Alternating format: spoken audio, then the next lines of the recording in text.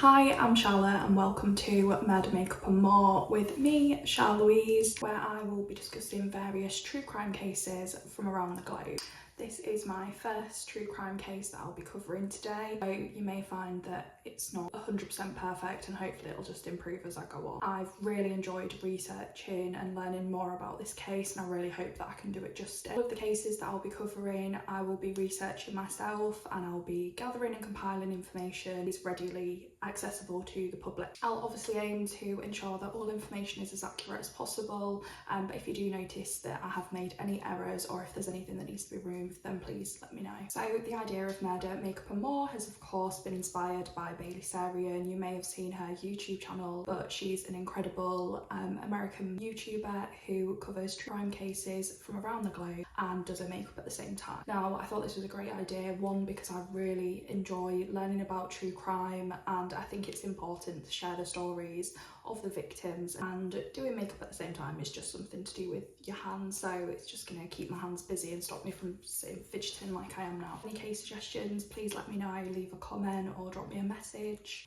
If you're from the UK, you may have heard of the recent case in the news of Lucy Letby, whereby a neonatal intensive care nurse was found guilty of murdering 7 of her patients and attempting to murder 7 more. Now, this is not the first case of its kind, sadly, and that in actual fact there was a nurse that had a reign of terror in the 90s, committing very similar crimes in the healthcare setting, and that nurse was Beverley Allitt, and that is the case that we are going to be discussing today.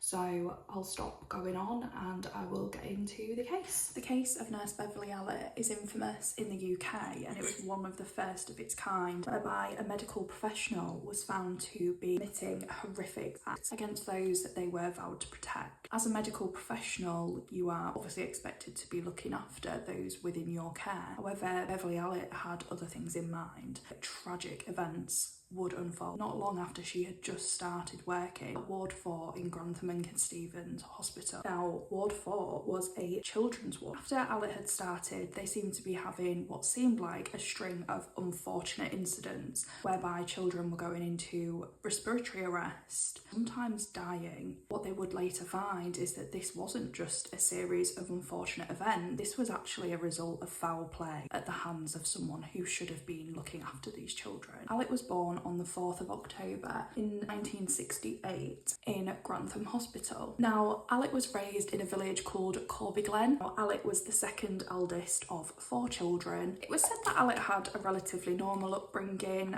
There were no reports of any abuse or mistreatment from her parents and from her family, and that they had a relatively normal upbringing. It was said to have been a little bit quieter than her siblings and a bit quiet in general. She did struggle to make friends at school and maintain friendships. On the whole, she had a relatively normal childhood, and sources have said that Allitt did appear to suffer from middle child syndrome, so essentially being one of the middle children out of 4. It's suggested that perhaps Allitt didn't get the same level of attention as the eldest and the youngest child would get. Now, this is common in families where they have 2 or more children, and children can sometimes feel left out when they are the middle child. So it's not unheard of for a child to play up and to attention seek as a result of this. But what Allitt would go on to do was far more sinister than that. It said that Allitt applied for a position at local grammar school. Her elder sister had applied to the grammar school and she got in to sit an entrance exam to be able to get into this school. Now, Allitt didn't get into the school, and apparently this was a huge blow to Allitt. She felt very disappointed in herself and inferior to her elder sister who had got into the grammar school. This is supposed to be when things really started to spiral for Allitt and the signs of Munchausen's would start to be displayed. So it's said that in school, as mentioned, Allitt did struggle to maintain friendship, and she didn't really have many friends. She wasn't very outgoing, and yeah, basically she just didn't really have much of a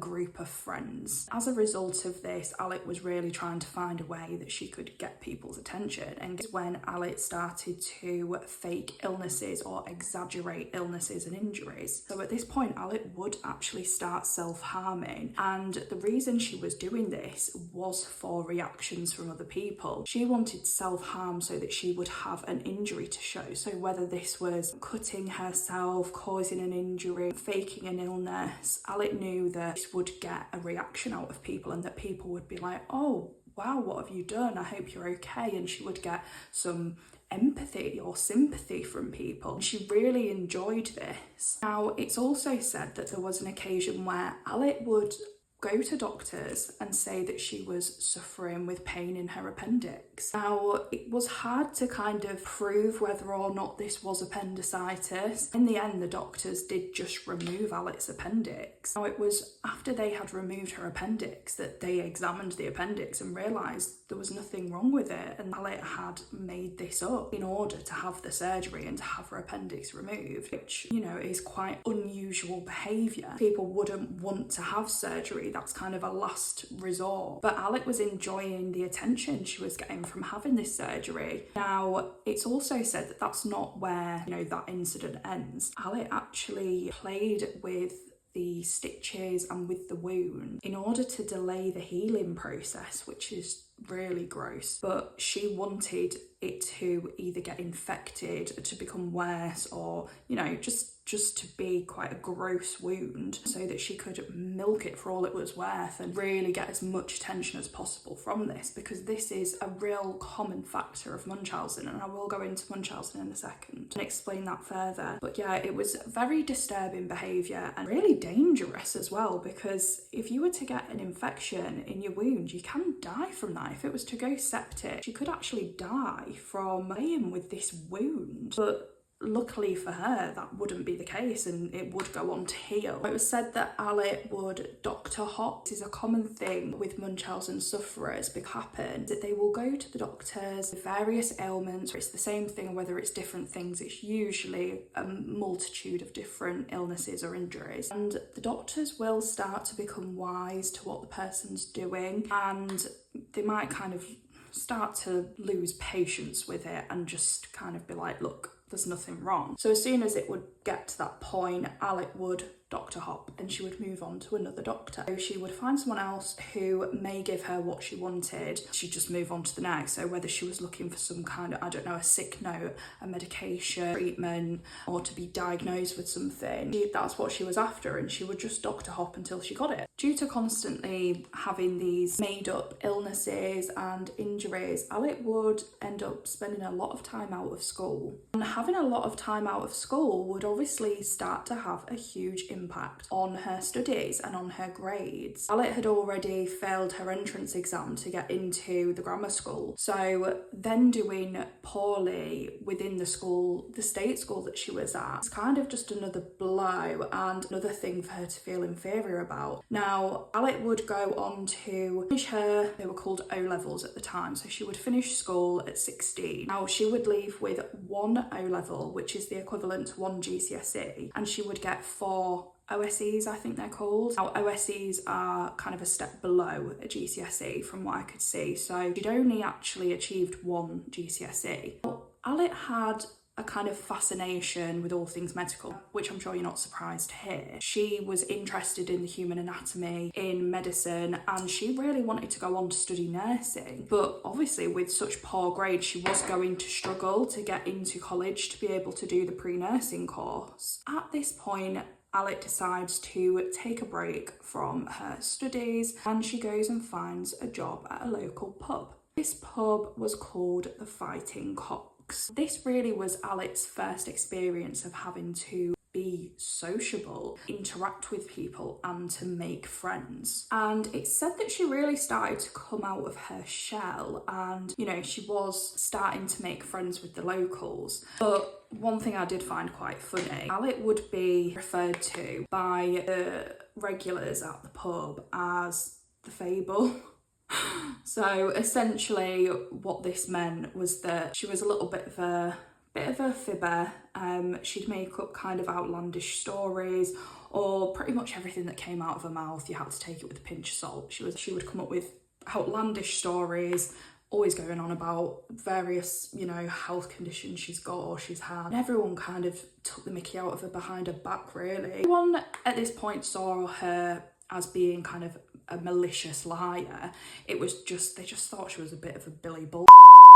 No one really took anything she said seriously, so kind of in jest behind her back they would call her the Fable, which I did think was quite funny. I can laugh because she's quite a horrible person, so it's okay. Now, it was whilst working at this pub that Allitt would also meet a man, and she would enter a relationship with a man named Steve. But they met whilst she was working at the pub, and sources say that they were together for around a year, and then Steve proposed. So they got engaged, but all was not happy and great in this relationship. Steve would go on to say that Allitt was a very mean and abusive partner, and Steve actually suffered verbal and physical abuse at the hands of Allitt. It was said to be quite a turbulent relationship. I think they would fight back and forth amongst each other. Allitt was the one who would initiate a lot of the arguments and the physical violence. Nobody should ever stay in a relationship like that, and it's absolutely not okay for either party to be physically violent with one another.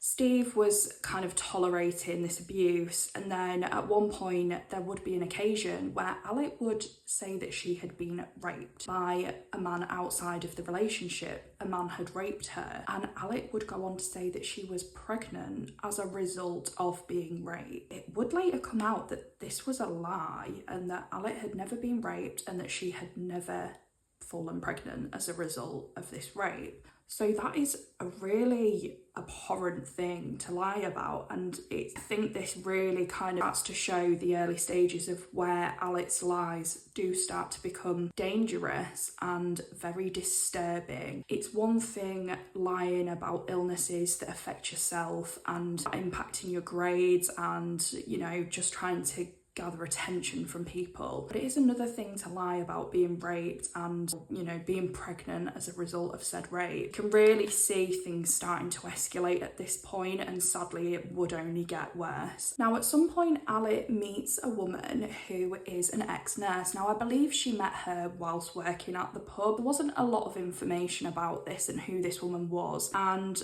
I didn't want to delve too much into that because she probably isn't referred to much for a reason, but this woman agreed to help Allitt getting onto the pre-nursing course at college. Allitt needed to pass some kind of entrance exam or assignment. This woman lent Allitt books and helped her with whatever it was she needed to get into this course. It would get onto the course eventually, unfortunately. With this, she would have to move into a shared accommodation. So at this time, the course was the pre-nursing course. Now, it was a 2-year course, and at the end of it, you would qualify as a state-enrolled nurse. Now, that is different to being a qualified nurse.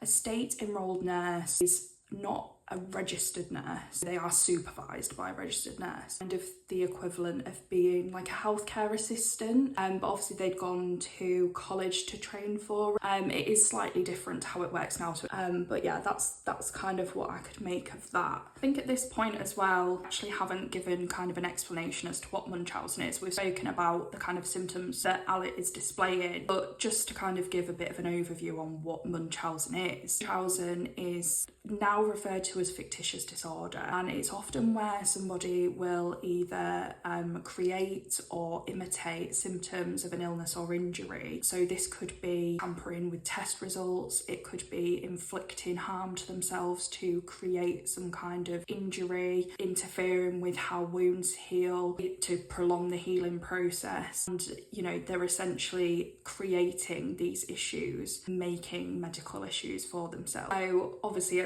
as we've mentioned with Allitt, she would inflict harm on herself. She needed to have appendicitis so that her appendix would be removed. She interfered with the healing process. Now, later on as well, when she joined her nursing course, Allitt would also inject her breast with saline so that one breast would appear much larger than the other. Now, apparently people knew that she'd done that, so they were a bit like, that's a bit weird, why is she doing that? But she'd done this to kind of imitate something being wrong with her breast, which is obviously very strange to someone who isn't suffering with Munchausen. But as well, Allitt would constantly fake illnesses, and it's said that whilst on this course, she actually had 160 days sick leave. She visited the doctor over 50 times in 1 year, which is horrific. I mean, 160 days off is ridiculous over the course of the 2 years. People were starting to get quite annoyed at her for this. You can imagine when you're working in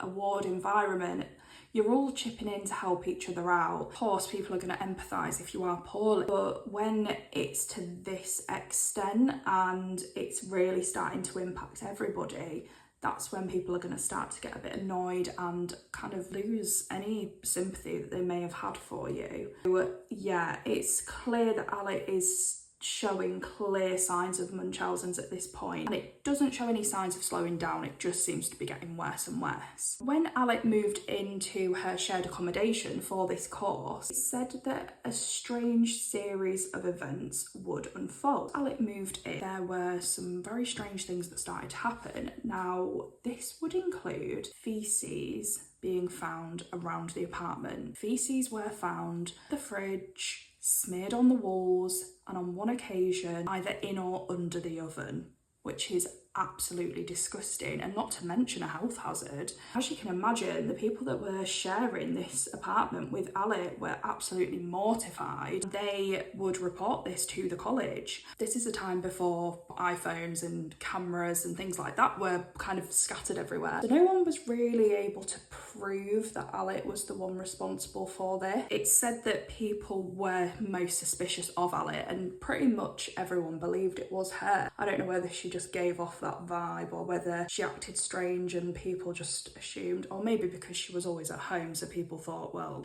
who else is going to do it? We're all at work, she's sat at home. So everyone suspected Allitt, but of course the college couldn't prove it. So what they did was they said, look, if this doesn't stop, you're all off the course, we're getting rid of all of you. At this point, everyone was like, what the hell? But thankfully, it stopped. Allitt stopped doing it.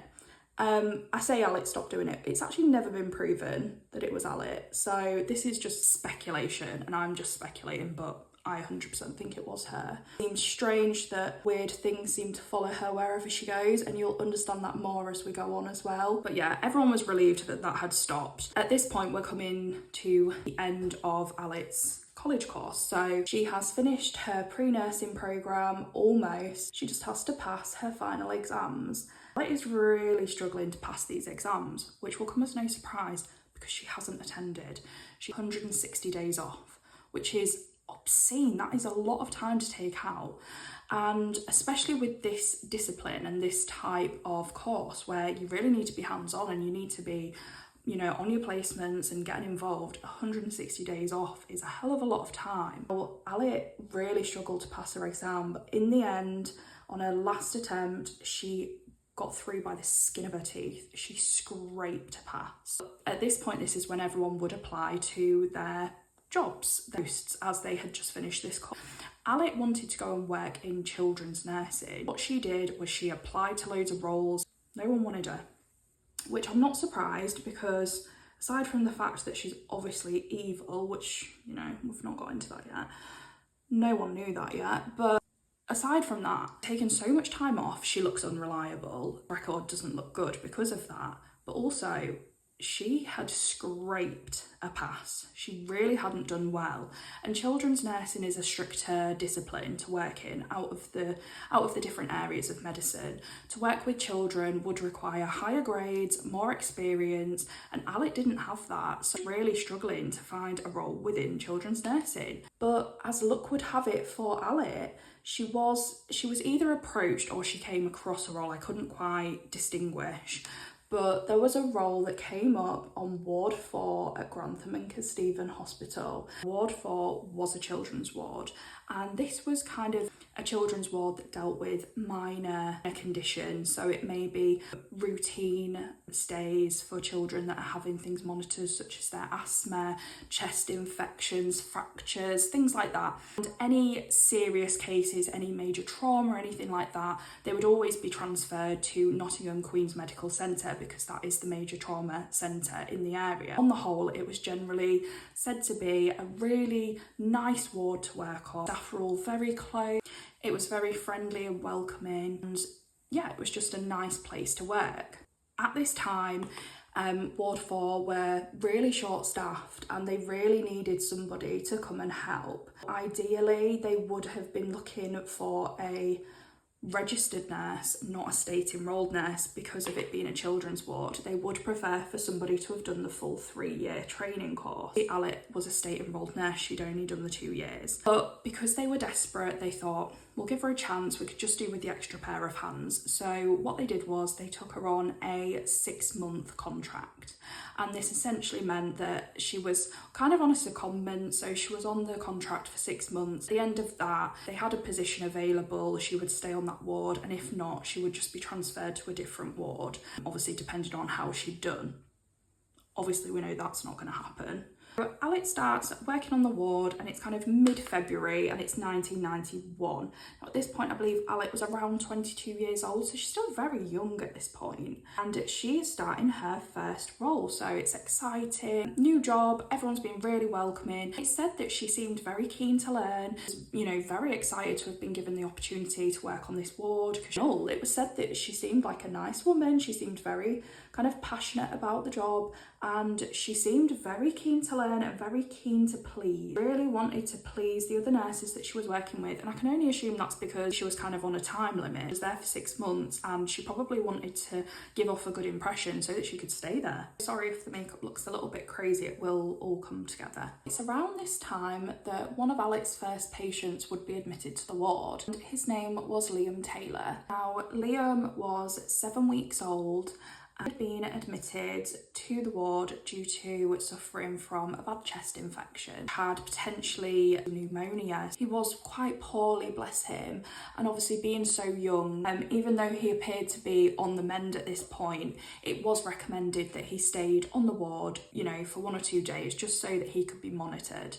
Now, as you can imagine, Liam is only 7 weeks old. He's a newborn baby. Parents are besides themselves with fear and worry that their little boy is poorly. You know, they're terrified that he's having to stay in hospital. It's a really traumatic thing, especially when it's a newborn baby. Said that Allitt was extremely comforting. She took Liam's parents aside and she was consoling them. She knew that they were upset and she was reassuring them that Liam would be well looked after on this ward and that she would take care of him, would all make sure that he's okay. I think this early on is giving you an indication into Beverley Allitt's persona. She is giving off the persona of a very caring, nurturing woman, and she's showing empathy. She's really playing the role of the caring nurse well, so that nobody would ever suspect her. Liam was kept in and he was being monitored.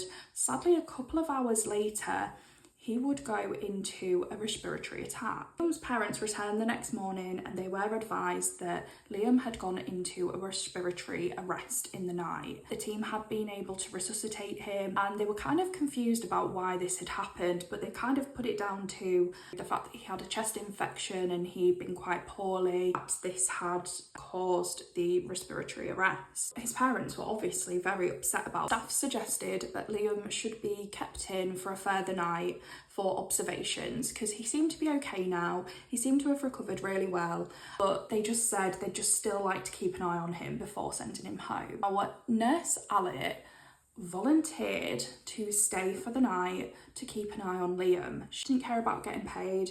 She just wanted to stay for the night and keep an eye on Liam to make sure that he was okay. Everyone was extremely grateful for this. Allitt's new to this role. She's just finding her feet. It's been a very traumatic event for everybody, and everyone was just so grateful that she was offering her own time to make sure that Liam was okay and just to lend a hand to the other staff when they really needed it. Later on that evening, Liam would go into respiratory arrest again and would stop breathing. But after being resuscitated again, he did recover, but it's said that he still seemed very poorly at this point and seemed to be struggling to recover from this. After he's just gone into respiratory arrest again, he seems to be coming back round and doing better.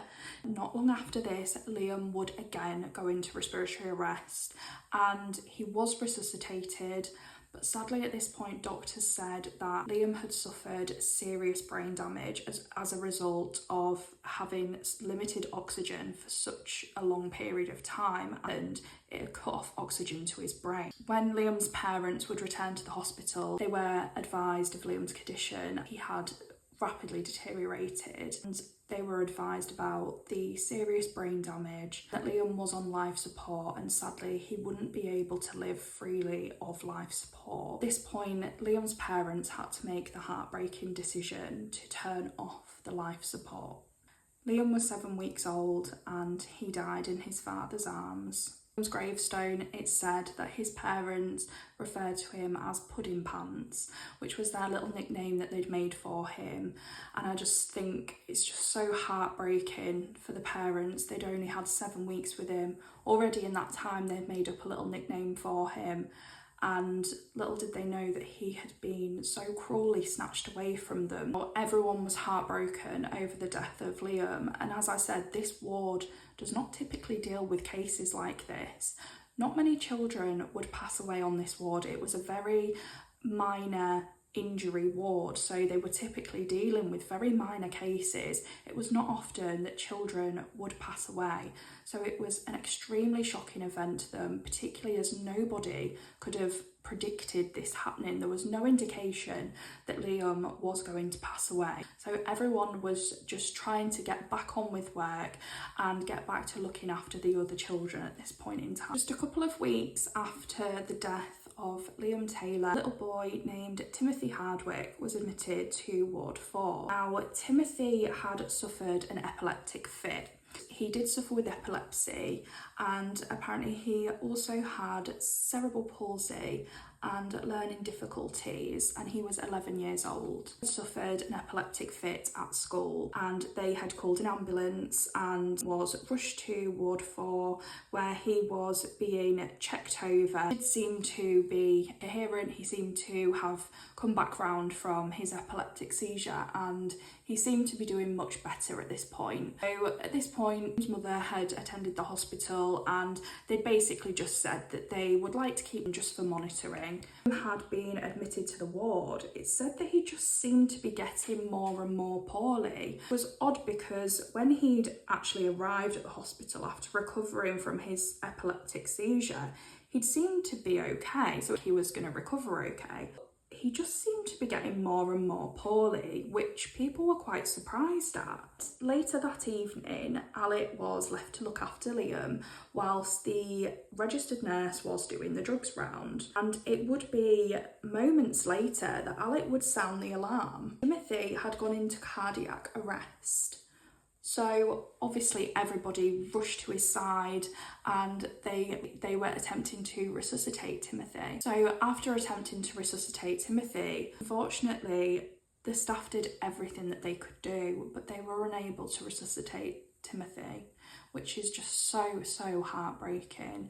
He was only 11 years old and he just died so suddenly from what seemed like just an epileptic fit that he seemed to be recovering from. All of a sudden, he's gone into cardiac arrest and died. This was not normal, and staff were actually concerned about what had happened, and they really didn't understand why he would have gone into cardiac arrest and why they hadn't picked up on this prior. Now, they actually sent off an autopsy report for this. They wanted an autopsy report so that they could figure out what had happened to Timothy. Now, the autopsy report, really, The pathologist could not find a definite cause of death.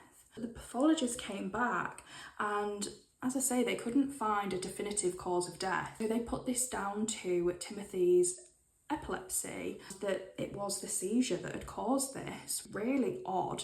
I don't know too much about epilepsy and epileptic seizures and how often that would cause cardiac arrest, particularly when someone seems to be recovering, but they were kind of happy to take this explanation, and no one suspected that it would be anything else. They just thought, okay, that's a really, really unfortunate outcome. We weren't expecting that to happen, but nobody thought that anything sinister was happening at this point. During the same time, a young girl called Kaylee Desmond was admitted to the hospital. Now, Kaylee Desmond was 1 year old and she was admitted due to suffering from a chest infection. Now, again, Kaylee was kind of recovering well and she was just being kept in as a precaution, and Kaylee was ready to be discharged.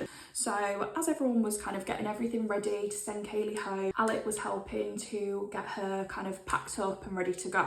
Now, it was at this point that the alarm was sounded. Kaylee went into cardiac arrest. It happened not once but twice. And Kaylee was resuscitated.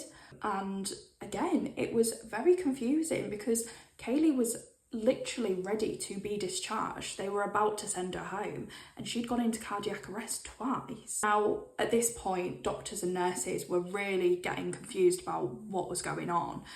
They were not equipped to deal with this, and they decided that the best option would be to send Kaylee to Nottingham Queen's Medical Centre. I've mentioned before, that hospital is the one that would typically deal with more serious incidents, and so Kaylee was transferred to Queen's Medical Centre, where they obviously gave her a good check over when she got there. Now, upon giving Kaylee a check, they found that there was a needle prick in her armpit and there was an air bubble. But at the time, they had just put this down to an accidental injection. Assumed that at the previous hospital, which was Grantham and Kesteven on Ward 4, they assumed that they had accidentally injected Kaylee or gone to inject her accidentally, and that's why there was a needle mark and an air bubble.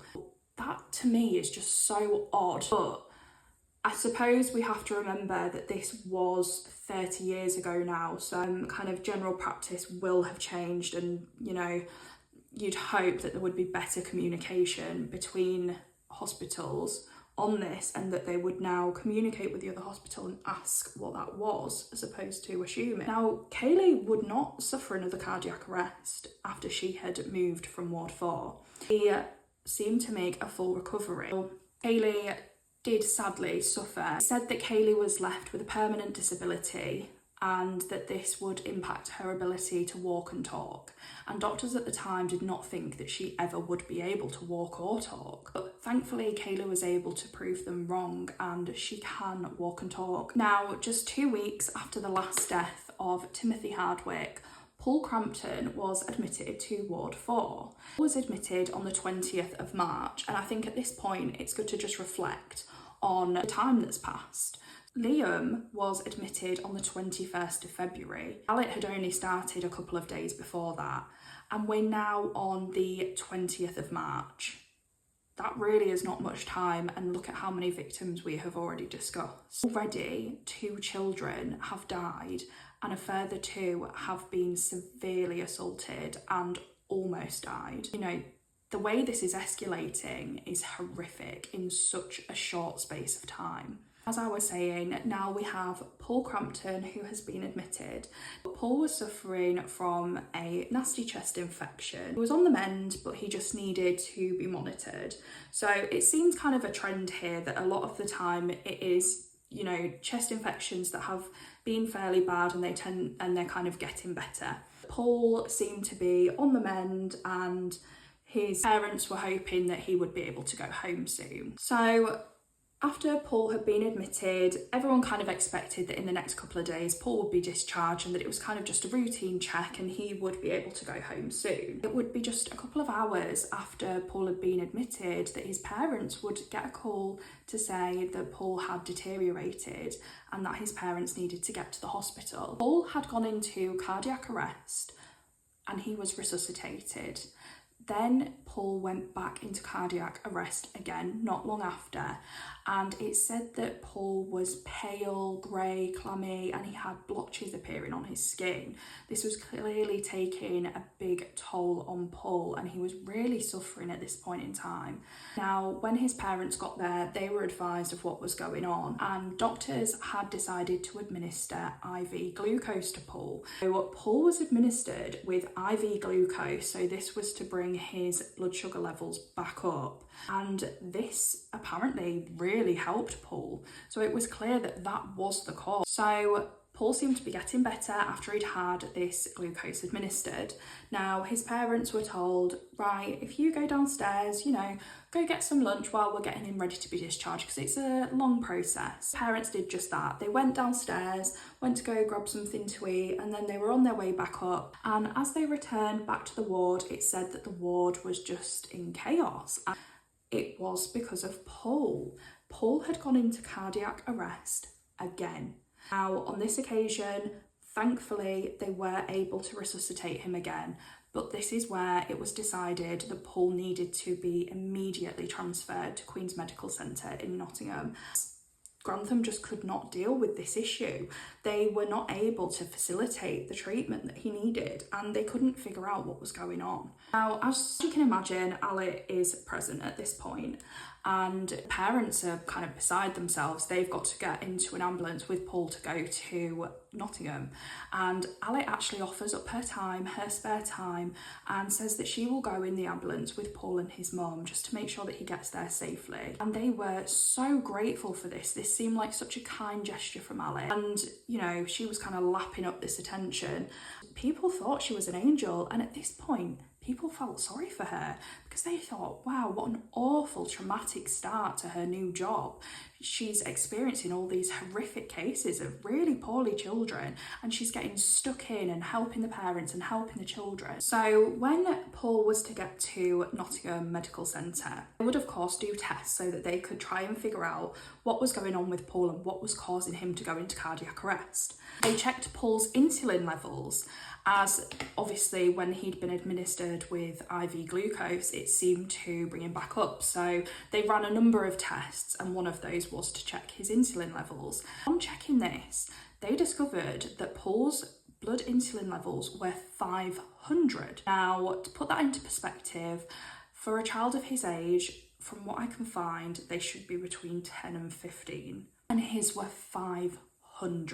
Was administered with glucose just to ensure that it would bring up his glucose levels. Paul seemed to perk up massively when he reached Nottingham Hospital. No more cases of him going into cardiac arrest. He didn't seem to be declining, he just seemed to be getting better. But obviously at this point doctors are stumped because this boy has gone into cardiac arrest 3 times and had to be resuscitated. So they're trying to figure out what could have gone wrong. And the first thought was, could this potentially be a misreading on the machine that they are testing his insulin levels on? They thought it could be a misreading, perhaps it wasn't as high as 500. Then the other theory was that perhaps Paul could have been suffering with what's called an insulinoma. An insulinoma is a tumour on the pancreas that secretes insulin. So if Paul was to have an insulinoma, this could potentially be the cause of the high insulin levels, because it can continuously secrete insulin. So that could be a reason that Paul's insulin levels were so high. When they checked, they couldn't find anything. They did not find a tumour on his pancreas. They couldn't find any insulinoma. So I mean, I don't really know what more they were going to do at this point. Again, there didn't really seem to be any communication between the 2 hospitals, and it was kind of just put down to, well, maybe it's gone away. Maybe the insulinoma has gone away. I don't know how common that is, but they were happy with that theory at that point. Paul was getting better, that was the main thing, and they were happy for him to go home. Whilst all this is going on, the day after Paul had been transferred to Queen's Medical Centre, another child was admitted to the ward. The child was named Bradley Gibson and he was 5 years old. He was admitted to the ward having a bad chest infection again, and it said that Allitt was put in charge of looking after him, and during the night Bradley was complaining that his cannula was hurting because he had a cannula for his IV antibiotics. Now, it's said that shortly after Allitt going in to assist him, Bradley went into cardiac arrest. Now, they managed to resuscitate Bradley, and at this point they did do some tests. They found that he had extremely high insulin levels. Now, unfortunately, as I said, the communication between Grantham and Nottingham didn't appear to be the best. Therefore, Grantham didn't actually know about Paul's previous really high insulin levels, so they didn't realise that there was any kind of pattern here. So at this point, Bradley's starting to come back round, and unfortunately he goes into cardiac arrest again. Now, the team are able to resuscitate him again, thankfully, but again at this point they're like, right, he needs to go to Nottingham. So again, they transfer him to Queen's Medical Centre to Nottingham. Now, it's said that there were lasting effects for Bradley, and that sadly he would have to have physio for him to be able to walk properly again. This had had such a horrific lasting effect for him, but thankfully after having physio he made a full recovery. Now, shortly after this, a young boy named Yik Hung Chan was also admitted to Ward 4.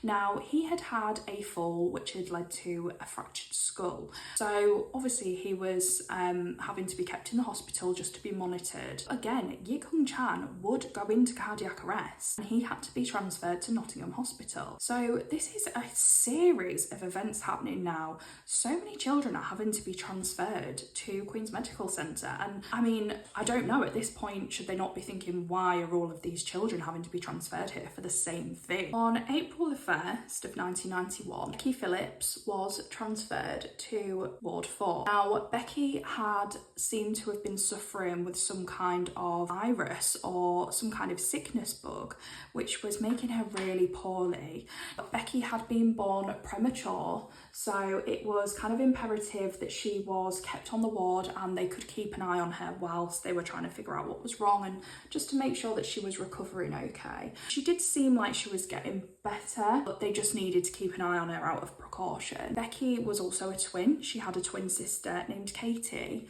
and I think both of them had been a bit poorly, but especially Becky. Becky did seem to be getting better, but then whilst on the ward, whilst being cared for by Allitt, he actually went into cardiac arrest twice.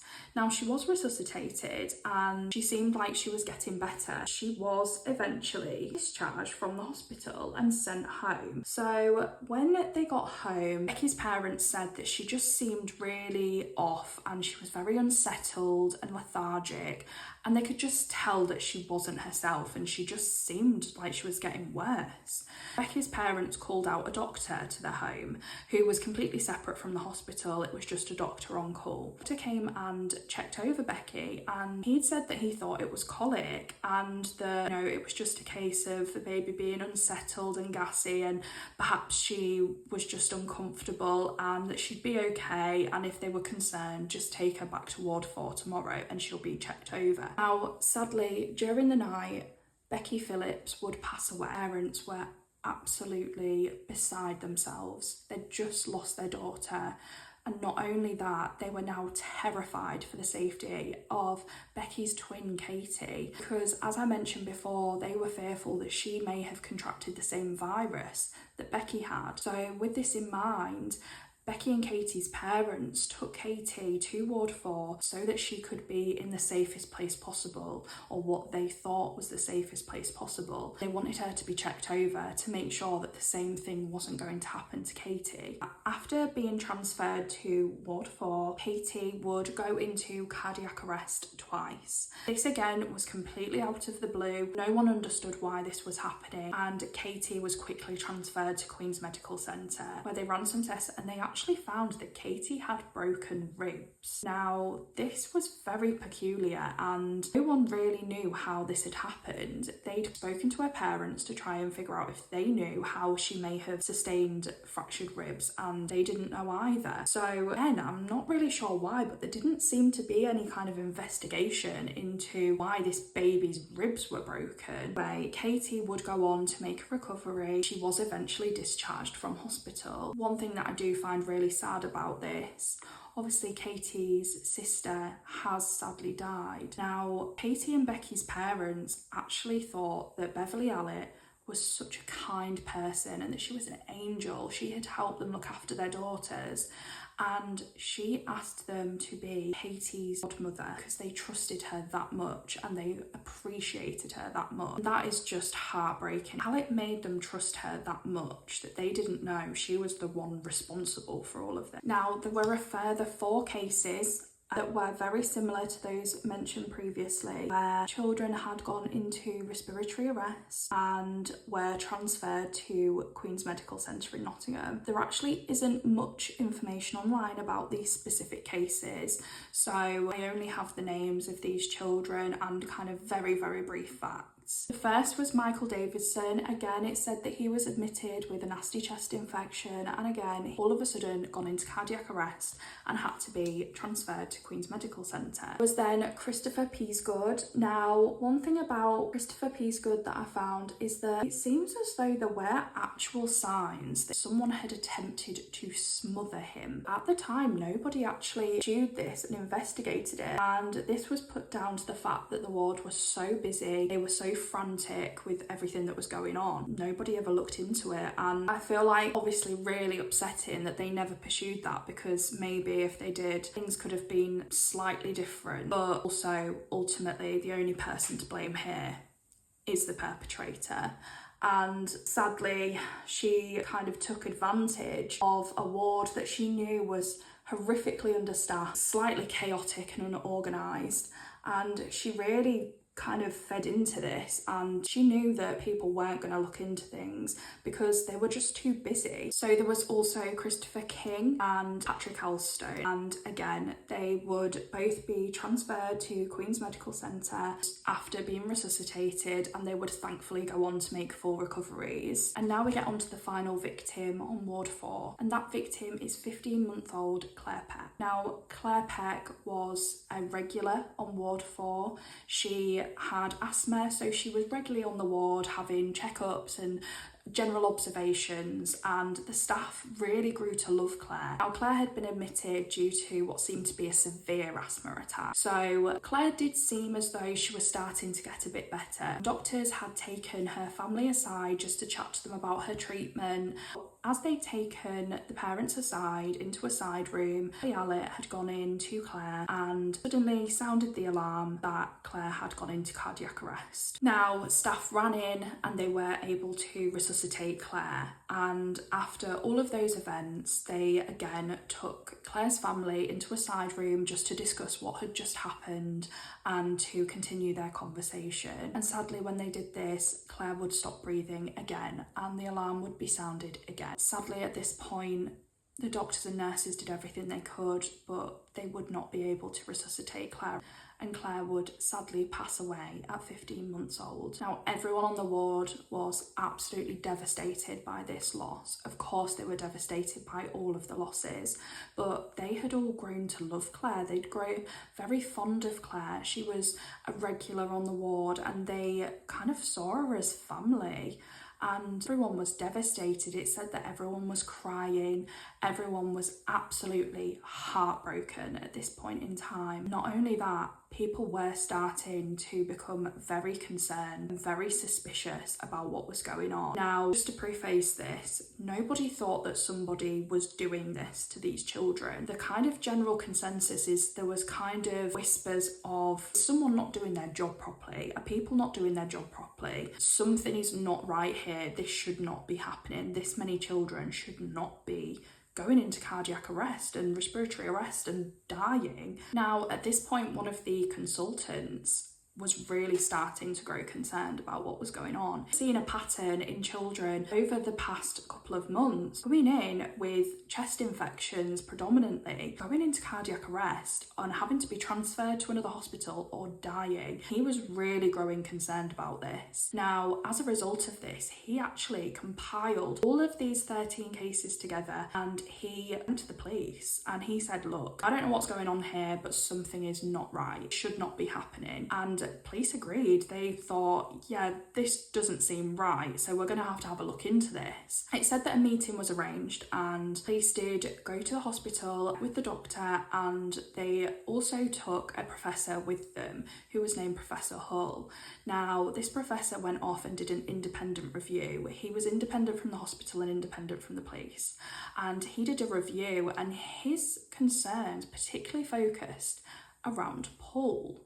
Now, I don't know if you remember what we said about Paul hypoglycemia, so with the extremely high blood insulin levels, he was very concerned about this and very kind of confused about how that may have happened. Now, after compiling all of this information together, it's actually said that when they went back to police, at this point police were being a little bit reluctant to take this case on. They kind of thought that this was a case of doctors trying to pin the blame on other staff, and essentially that they just weren't managing their staff properly and that something was wrong within the staff force as opposed to something malicious. This was a case of people not doing their jobs properly. Now, thankfully, there was Superintendent Stuart Clifton who had gotten hold of this case, and he actually had a gut feeling that something was not right here. He was adamant that this needed to be investigated and that they needed to do their due diligence and really look into what was happening here. Superintendent Stuart Clifton gathered together a team of trusted officers. Now, this may surprise you, but a lot of the police force were really against this, and it actually caused controversy, and Stuart Clifton's job was on the line at one point. People actually thought that he was wasting resources, really didn't think it was worth investigating. They thought it was a waste of time, money, energy. They really didn't think this was a case for the police. Thankfully, Stuart Clifton ignored that and he pursued this. Now, officers were sent to Ward 4 where they would commence investigations, and this included taking statements from everyone. So they were talking to doctors, nurses, they were talking to visitors, cleaners, admin assistants, everyone who worked there, everyone in the vicinity who could possibly have any information they wanted to speak to them. Of course, included Nurse Beverley Allitt. On the occasions where they spoke to Beverley Allitt, she actually was very normal. Apparently she was a tiny bit quiet, but she seemed to be very passionate about her job. She seemed to be very caring and very interested in patient safety and wanting the best for her patient. At this point, she was not raising any suspicions. Nobody for a second suspected Beverley Allitt at this point in time. Trying to gather together physical evidence was a huge challenge in this case. Gathering together evidence in a clinical setting is nearly impossible. Hospitals are one of the cleanest places in the world. They are cleaned throughout the day, every day. So the chances of finding physical evidence is really difficult, and it was hard to know where to start, really. Police did find something. They found blood samples that actually should have been destroyed, but due to how chaotic the ward had been and how unorganised it had been at points, blood samples hadn't been destroyed. Thankfully, this would work in their favour. Now, they found 9 out of 13 victims' blood samples, and what they did was they sent these off for testing to the University of Surrey Hospital. And the reason they sent it to Surrey was because they wanted to send it to a trust that was independent of the trust that they were working with. So they didn't want to send it to, Nottingham and Grantham. They needed it to be somewhere completely separate in a different part of the country so that it was completely independent. One of the things that flagged up when they sent these off was that they had a look at the insulin levels again. Now, they looked at the blood insulin levels for Paul Crampton to start with, and when they looked at this, they were shocked at what they found. Now, I mentioned that when Paul's insulin levels had been checked at Nottingham Queen's Medical Centre, they had taken a reading of 500, which is astronomically high compared to the 10 to 15 that it should. But when they sent this off to Surrey for testing, they retested this and they discovered that the blood insulin levels were 47,000 1,000. Now, they had taken his blood from the samples taken from Grantham Hospital, so they were confused as to why there was such huge discrepancy between the two blood tests. Why one would read at 500 and one would read at 47,000 when there was only a matter of hours in between. And what they found was that the machine that had taken the readings at Nottingham Queen's Medical Centre actually had a limit of 500. It'd be extremely rare anyone's blood insulin levels would go above that for them to need a machine that would read higher than that. Paul's insulin levels were 47,000, and that is just horrific. He was suffering so horrifically. I mean, that level is the second highest reading ever recorded in the world. That is unbelievable. And police at this point were so perplexed. Why would somebody have an insulin level that high? That is really bizarre. Started to conduct investigations, and what they found in their investigation were two cases where patients had extremely high insulin levels. Again, what had happened in these cases was that insulin had been administered to these children, and it was as a result of Munchausen by proxy. Now, Munchausen by proxy is similar to Munchausen, so it's where they will create an illness, an injury, something along those lines. They're fabricating it. This is where it is inflicted on another person, not on themselves. This is most typically found in mothers that will do this to their children. At this point, police are thinking, right, this is the only thing that could possibly be happening. The only way that readings could possibly be this high is because somebody is administering this.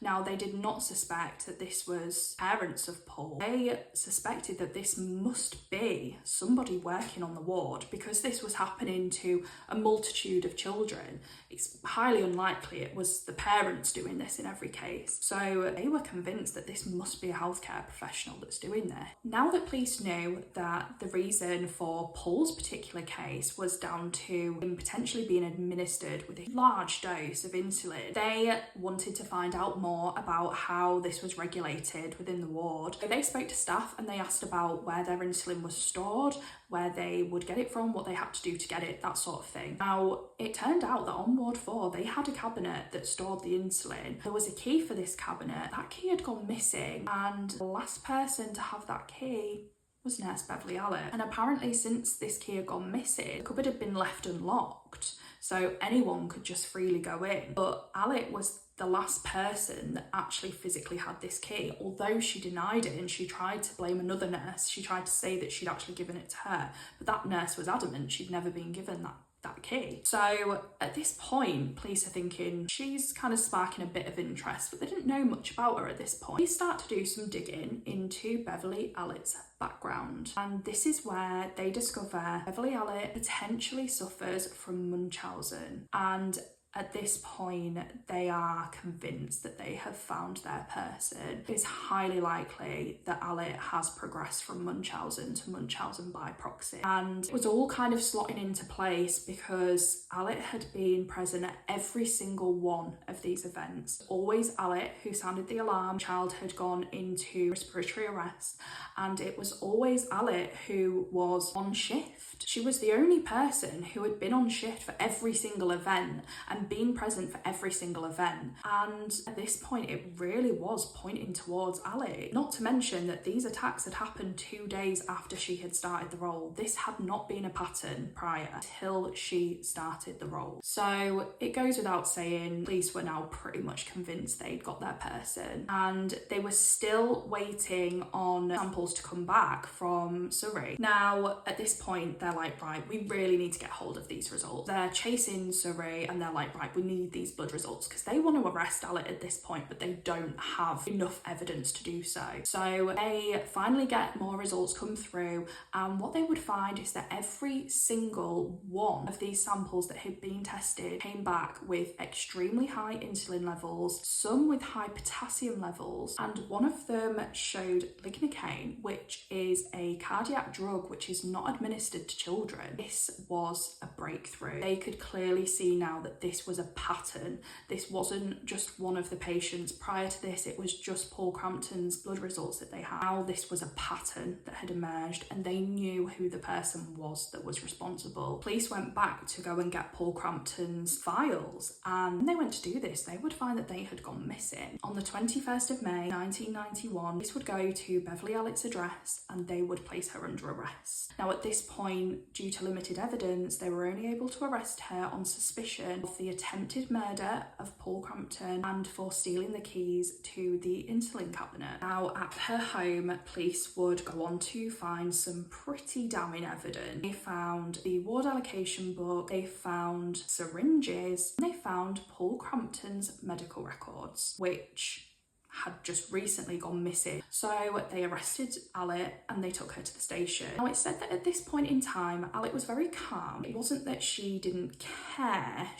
It wasn't that she seemed as though she didn't care. She was just happy to answer their questions, cooperative, not giving too much away, but happy to answer the questions they had. She was also trying to pin the blame on other people, trying to divert away from herself. Now, at this point, Allitt had been kept in for around 72 hours, and police did not have enough evidence to charge her at this point, so they had to release her. Now, as you can imagine, this had already hit the media, so you can only imagine the scenes outside of Allitt's home. So the only option Allitt had was to go and stay with her friend. Now her friend was called Tracy Jobson. She lived with her mother Elaine and her brother Jonathan, and they welcomed Allitt into their home. At this point, people thought that Allitt was innocent, and they truly believed that somebody was setting her up. So her friend had no reason to believe Allitt was responsible at this point. No one else knew all of the evidence. It was only the police at this point that kind of knew everything. So most people thought this was a setup. Parents of the children, some of them were extremely angry at the police because they felt that this was being fabricated. They felt that this was being pinned on Allitt unfairly. One of the families actually hired a private investigator to investigate the police because they really felt that what was happening was unfair. And I think this just really shows how incredibly manipulative Allitt was and what a good liar she was, that she really managed to manipulate people into believing that she could never do anything like that. At this point, you might think, right, she's been released, she clearly knows that the police are onto her, she's going to behave, right? She's going to, be a bit careful, she's not going to want to raise any more suspicion, she's going to be on her best behaviour. Yeah, that doesn't happen. Allitt moves in with her friend Tracy, and strange things start to happen. Her brother Jonathan said that he found bleach in his bed, which inconvenient is that? That's the bed she's ruined. But he asks who's done it, no one comes forward. They're just like,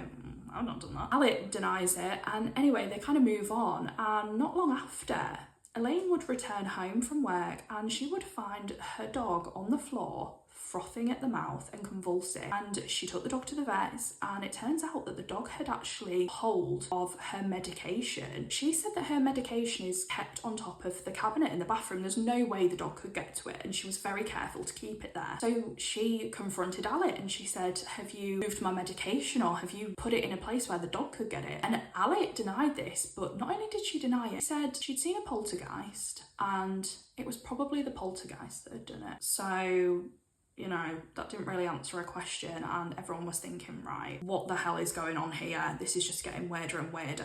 They're trying to give her the benefit of the doubt. So anyway, not long after, they're going out for a day at the market, and it's Tracy, her mum, her brother, and Allitt. And whilst they're out at the market, Tracy's brother, Jonathan, starts to feel really ill and dizzy, and he just doesn't feel right. And all of a sudden he passes out and he's taken to hospital. And when he gets to hospital, they find hypoglycemia. He has extremely high insulin levels, and at this point, the Jobson family are fed up of Allitt. They know that this is her, and they instantly call the police. And at this point, this was a real breakthrough. Allitt has essentially sealed her tomb at this point. Up to this point was the argument that it could have been another staff member on the ward doing this. So there was always that kind of room for doubt, and there was that kind of doubt that someone else could have been responsible and they could have been trying to pin it on Allitt. But this had followed her. No more incidents had occurred on Ward 4 since she'd left. This has followed her now, and she has done the same thing to somebody else. And it's said that she had actually made Jonathan a drink in the morning. She'd made him a blackcurrant, and he said it tasted weird. She's just still doing it. So at this point, the police arrest her, and it's like, bingo, thank you. you. You've actually really helped us out there. Kind of brings all of the evidence together, and they're, oh no. Now, at this point, it is November 1991, and Allitt is charged with 4 murders, 8 attempted murders, and 1 GBH. Now, it's said that Allitt's persona at this point completely changes. She is no longer playing this woe is me nurse. She's the kind, caring nurse that cares about patients. That's gone, doesn't give a shite anymore. She is not bothered. She shows no reaction, and I mean, healthcare professionals have said that because of her state of mental health, she wasn't functioning in the same way as you or I, and she didn't see anything wrong with what she'd done. So she wasn't differentiating between right and wrong. And it said that she was not bothered, no remorse, no real reaction. She would plead not guilty. That would mean that there would have to be a trial. So 15 months after she had pleaded not guilty, it would go to trial. Now, it said that during these 15 months, Allitt had developed anorexia, and it's very obvious when you look at the pictures from before she was arrested to 15 months later. She lost a considerable amount of weight, and it said that she didn't attend a lot of the trial because she was unwell. Now, I don't know whether that is to do with Munchausen's or whether that is genuine, and I wouldn't like to speculate, but I think it was a bit of a kick in the teeth to the families that she didn't have to attend the whole trial and that she was kind of here and there. But thankfully, the jury would find Allitt guilty, and she was given 13 life sentences, and this would mean that she would have to serve a minimum of 30 years before she was given the opportunity for parole. Now, it was actually found during the trial that Allitt had not just attempted to kill these children, but she had wanted to abuse them and make them suffer. She had broken the ribs of Katie Phillips. She had attempted to suffocate Christopher Peasgood. I'm really sorry about the lighting, but my light's gone off. So she had tried to suffocate Christopher Peasgood, and it said that when the children were being resuscitated, in numerous cases, when they were applying oxygen, Allitt was squeezing the tube so that it would restrict the flow of the oxygen, therefore restricting how effective this treatment was and how much oxygen those children were getting, which is just abhorrent. She was making them suffer so unnecessarily. All of this is unnecessary and horrific, but I think that just really puts into perspective how evil it was. She was really wanting to make these children suffer for whatever reason, and that is disgusting. Now, the judge actually did refer to Allitt as being evil and said that she was a danger to society, which is absolutely right. It was sent to Rampton High Security Psychiatric Hospital, and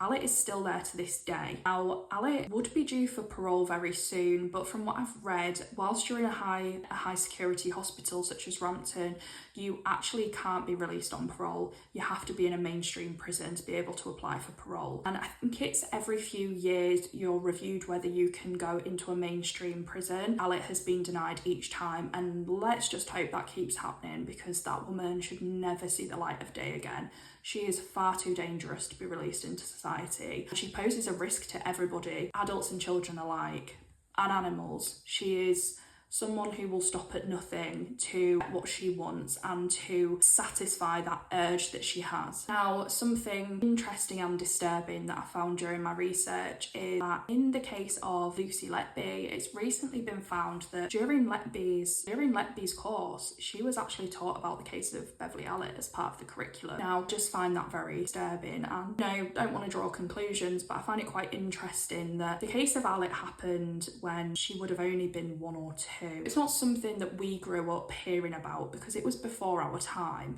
So anyone that was born kind of maybe more in the late 70s, early 80s, perhaps might have heard more about it. But if you were born in kind of the 90s, it's unlikely you would have really heard much about the case because you were either not born or a little baby. So I find it quite alarming, and I think it's probably one of those things that perhaps was only highlighted to her when she actually was studying at university, and a lot of people have speculated that that could have been what planted the seed, and this could have been a copycat killing. Either way, they're both disgusting, evil human beings, and I hope they rot, but you know. And I think it's really important to reflect on the victims who sadly lost their lives.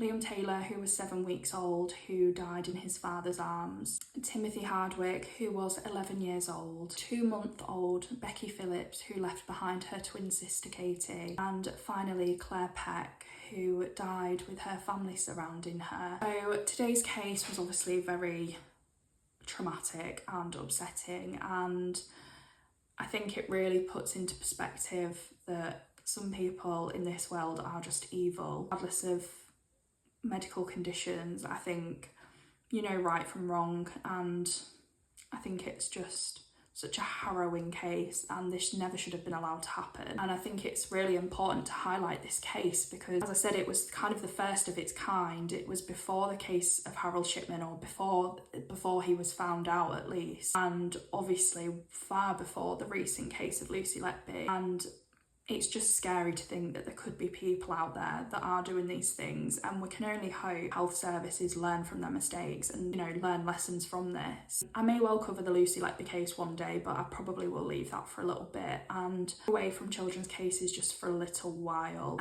But if you've got any case suggestions, please leave them in the comments or drop me a message and I will do my best to cover those. But thank you very much for watching. Make sure to like and subscribe, and I will be trying to upload different true crime cases every week. Thank you.